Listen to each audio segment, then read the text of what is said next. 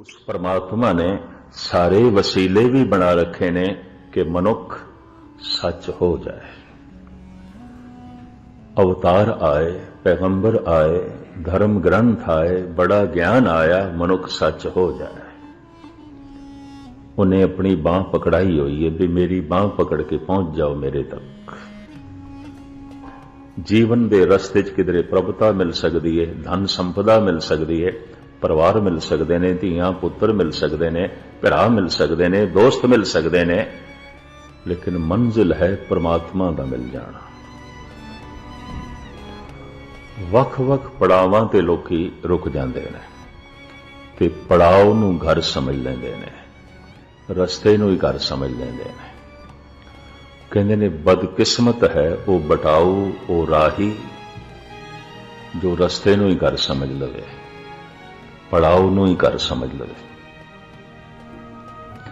कारण की है, रुकावट की है, ये सच तक क्यों नहीं पहुंचते? और सच तक पहुंच सकता है वो जो सच हो जाए। बस सच दा होना ही सच तक पहुंचना है। असी सारे दे सारे सच दे विच हां, कोई वो साथों दूर नहीं है।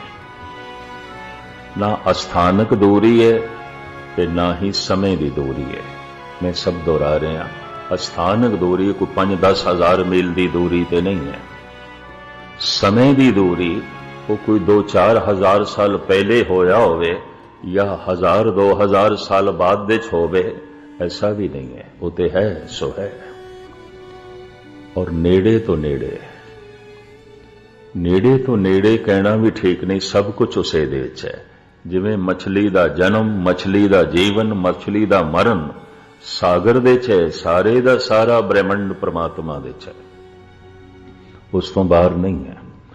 चलो मछली नूं ते कोई सागर तो बाहर भी कढ़ लेगा, ये ब्रह्मंड सारे दा सारा परमात्मा तो बाहर नहीं हो सकता, परमात्मा दे विच है।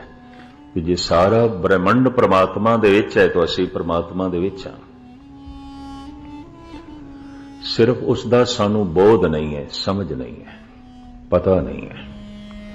ये मैं अर्ज करते हैं, वो साडी समझ दे च नहीं है, वो साडी याद दे च नहीं है, वो साडे विचारां दे च नहीं है, भाव साडे मन दे च नहीं है। परमात्मा की प्राप्ति नहीं हुई इस तरह कहना पैंदा है, वरना असली गल यह है कि असी परमात्मा नूं गवाया नहीं, भुलाया है। गवा नहीं सकते, भुल सकते, भुल गए। याद करने की कोशिश करते हैं, भुलदा है। परिवार नूं भुलाण की कोशिश करिए, याद आउंदा है। मित्र नूं भुलाण की कोशिश करिए, याद आउंदा है। वतन नूं भुलाण की कोशिश करिए, याद आउंदा है। परमात्मा नूं याद करने की कोशिश करिए, भुलदा है।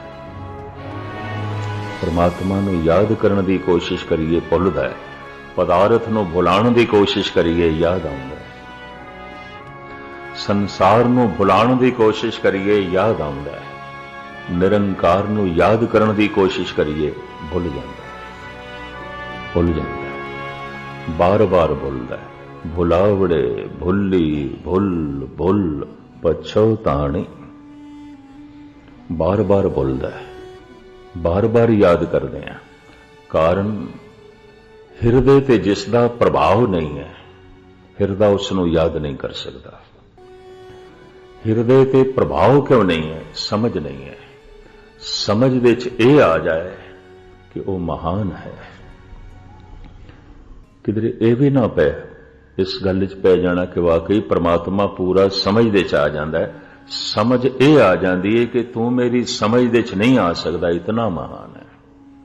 पर इतनी भी समझ च आ गई तो गल समझ च आ गई है। यह भी मैं अर्ज कर दें, इतनी गल समझ च आ जाए कि तू मेरी समझ दे च नहीं आ सकता, तो इतना महान है, इतना महान है। मैं तेनू पूरा समझ नहीं सकता, मैं तेनू पूरा याद कर सकता। इतनी गल समझ च आ जाए तो हिरदा उसनूं याद करने लग पैंदा, संबंध जुड़ जाता है।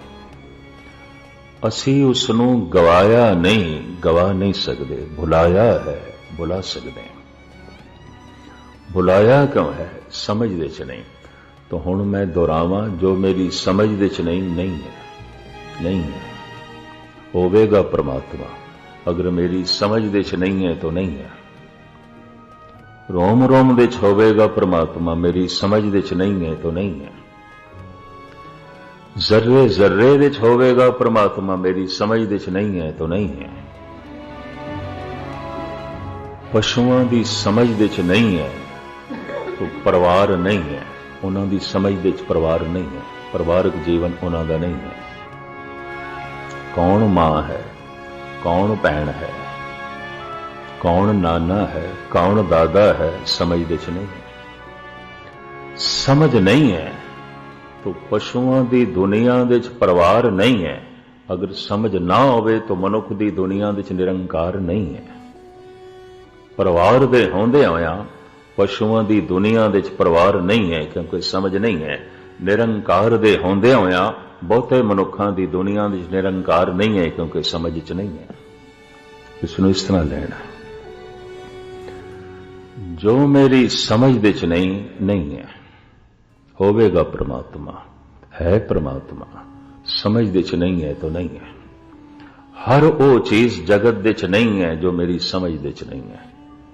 बहुत कुछ है जगत दे च, बहुत कुछ है ब्रह्मंड दे च, सारा ब्रह्मंड ते किसी वड्डे तो वड्डे साइंटिस्ट की समझ दे च भी नहीं है, किसी विज्ञानक की समझ दे च भी नहीं है। संसार के किसी हिस्से नूं समझदा होवेगा, ब्रह्मंड दे च किसी खास वस्तु नूं समझदा होवेगा, सारे ब्रह्मंड की समझ ते किसी नूं भी नहीं है। अनंत पसारा है, अरबां खरबां सूरज ने, बहुत लंबा चौड़ा पसारा है। तो जो जो अजे समझ का हिस्सा नहीं बनया नहीं ने, जिहड़े सूरज, जिहड़ियां पृथ्वियां, जिहड़े लोक अजे समझ का हिस्सा नहीं बने, वो नहीं है, वो विज्ञान की दुनिया दे च नहीं है। अगर परमात्मा की समझ नहीं आई तो धर्म की दुनिया दे च उस मनुख के अंदर परमात्मा नहीं है। भावें मंदिर आ रहे हैं, भावें गुरुद्वारे आ रहे हैं, भावें मस्जिद दे च आ रहे हैं, भावें चर्च दे च आ रहे हैं, भावें नमाज पढ़ रहे हैं, भावें प्रार्थना कर रहे हैं, भावें कथा कीर्तन कर रहे हैं, पूजा पाठ कर रहे हैं, भावें मंत्रां दे जप पिया करता है, समझ विच नहीं है तो नहीं है। ये मैं अर्ज करता हूं, इसनूं किसी होर रूप विच भी ना ले लेना, गहराई च लेना। आप सारे सियाणे हो। जो मेरी समझ दे च नहीं है, समझ दे च आ गया है और मैं उसनूं तुच्छ समझ लिया, और होवे भी तुच्छ, कम से कम मैथों छोटा हो गया, तो फिर उसका प्रभाव नहीं पैंदा, हिरदा याद नहीं करता।